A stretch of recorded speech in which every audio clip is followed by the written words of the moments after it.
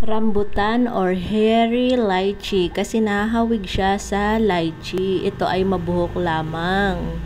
Ang rambutan daw ay mayaman sa vitamin C.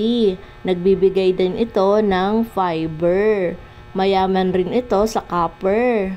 Naglalaman ng iba pang mga mineral. Wow! Nagpapabuti sa kalusugan ng mata. So bagay pala ito talaga sa akin dahil napakalabo na ng aking mata. Nagpapababa rin ito ng timbang. Nako, bibili na ako mga 10 kilo, ganun.